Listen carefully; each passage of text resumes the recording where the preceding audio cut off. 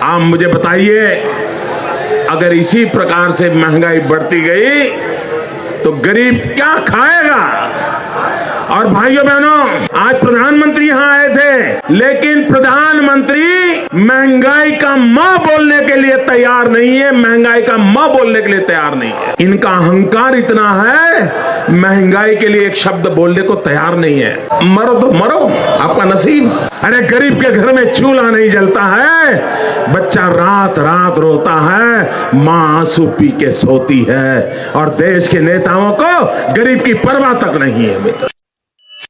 नरेंद्र मोदी साहेब 2014च्या आधी जेव्हा तुम्ही विरोधात होता तेव्हा 400 रुपयाच्या गॅस सिलेंडरवर तुम्ही सरकारला जबाबदार धरलं होतं, पण आज 2026 मध्ये तोच सिलेंडर 1200 ते 1300 रुपयावर कसा पोहोचला।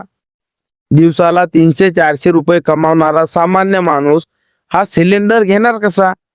गरीब माणसाच्या घरात चूल पेटणार कशी। आज परिस्थिती अशी झाली आहे की अनेक गावांमध्ये लोक पुन्हा लाकडावर स्वयंपाक करत आहेत। महागाई इतकी वाढली आहे की स्वयंपाकघर चालवणं हे अवघड झालंय। मोदी साहेब, हेच का तुमचे अच्छे दिन। मित्रांनो, जर मी तुम्हाला विचारलं की गॅस सिलेंडरचे भाव कधीपर्यंत वाढणार आहात, अरे कधीपर्यंत तुम्हाला आणि आम्हाला 1000 ते 1200 रुपयाच्या वर सिलेंडर खरेदी करावं लागणार का। सरकार काही करत नाहीये जेणेकरून हा गॅस थोडा स्वस्त होईल। अखेर सरकारची अशी काय मजबुरी आली आहे की युद्ध होतंय इराण आणि अमेरिकेमध्ये, पण गॅस सिलेंडर महाग होतंय तुमच्या आणि आमच्या। आजच्या या व्हिडिओमध्ये आपण पाहणार आहोत गॅस सिलेंडरचे भाव नेमके कुठे जाऊन थांबणार, ते का वाढत आहेत आणि कधी स्वस्त होणार। पूर्ण माहिती या व्हिडिओमध्ये शेवटपर्यंत नक्की बघा। ग्रामीण आणि शहरी भागात मित्रांनो, आजची परिस्थिती अशी आहे की गावागावात लोक आता गॅस सिलेंडर घेणंच विसरलेत। तिथे गॅस मिळतच नाही। जे सिलेंडर आधी 1000च्या आत मिळायचे तेच आता शहरा आणि गावाबाहेर 1,500 ते 2,000 रुपयांच्या ब्लॅकने विकले जात आहेत। पण यामागचं मुख्य आणि मूळ कारण काय। गॅस सिलेंडरमध्ये जो गॅस भरलेला असतो त्याला आपण LPG म्हणतो।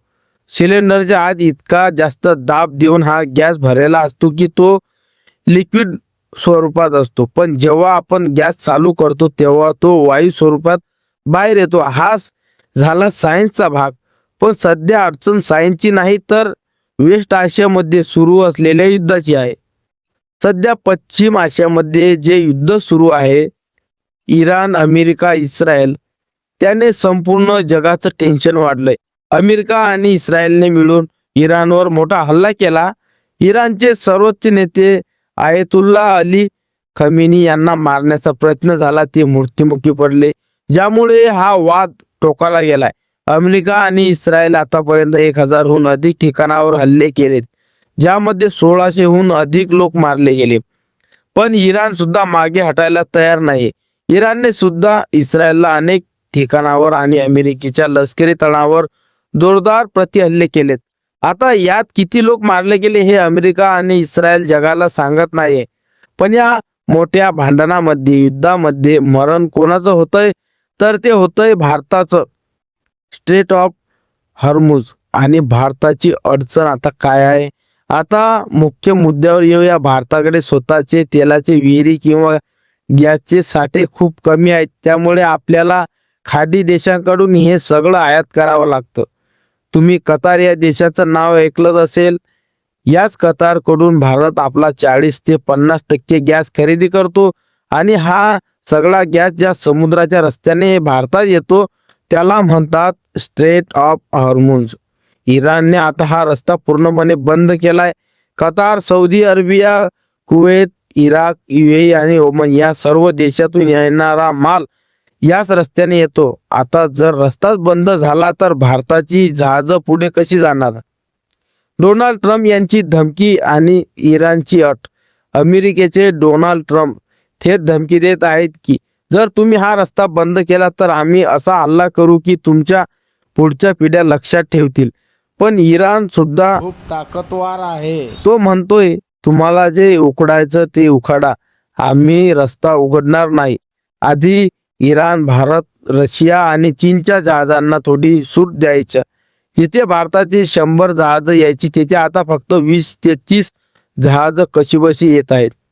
पण आता इराणने सांगितलं की आम्ही 1 लिटर तेल सुद्धा जाऊ देणार नाही. इराणने एक अट ठेवली. ते म्हणतंय की जर तुम्हाला तुमची जहाजं नेण्याची असतील तर तुमच्या देशात असलेले अमेरिका आणि इस्रायलचे राजदूत बाहेर हकलून द्या. आता ही अट मानणं कोणत्याही लोकशाही देशासाठी अशक्य आहे. गॅस का महागला आणि पेट्रोल का नाही? आता तुमच्या मनात प्रश्न येईल की गॅसचे भाव वाढले पण पेट्रोलचे का नाही? याचं कारण असं आहे की भारताने रशियाकडून मोठ्या प्रमाणात कच्चं तेल आधीच खरेदी करून ठेवलंय. त्यामुळे पेट्रोलवर तितका मोठा परिणाम झाला नाही. पण गॅसच्या बाबतीत आपण 60 ते 80% या खाडी देशांवर अवलंबून आहोत. आता जर गॅस भारतात पोहोचलाच नाही तर तो तुमच्या आणि आमच्या चुलीपर्यंत कसा येणार? आणि जेव्हा पुरवठा कमी होतो तेव्हा भाव आपोआप वाढतात. जोपर्यंत हा स्ट्रेट ऑफ हॉर्मझचा रस्ता मोकळा होत नाही तोपर्यंत गॅसचा भाव कमी होण्याची शक्यता शून्य आहे. उलट हे भाव अजून वाढू शकतात. मित्रांनो, यात भारत सरकार काय करणार? आपण काही तिथे जाऊन युद्ध करू शकत नाही. आपण इराणच्या विरोधात गेलो तर ते आपल्याला गॅस देणार नाहीत आणि अमेरिकेच्या विरोधात जर जागतिक निर्बंध येतील, जसं म्हणतात ना, गावाच्या सोबत किडा सुद्धा रगडला जातो, तशी अवस्था भारताची झाली आहे. श्रीमंतांना फरक पडणार नाही पण दिवसाला 200, 400, 500 रुपये कमवणाऱ्या गरीब माणसाला 2000 रुपयाचा सिलेंडर घेणं अशक्य आहे. आता तुम्हीच सांगा, हा रस्ता कधी उघडेल असं तुम्हाला वाटतंय? कमेंटमध्ये मतं तुमची नक्की सांगा. व्हिडिओ आवडला असेल तर व्हिडिओला लाईक शेअर नक्की करा आणि आमच्या चॅनलला सबस्क्राईब करा आणि मोदी साहेबांना प्रश्न विचारा. देश विकला का अजून आहे? भेटूया पुढच्या व्हिडिओमध्ये. जय हिंद.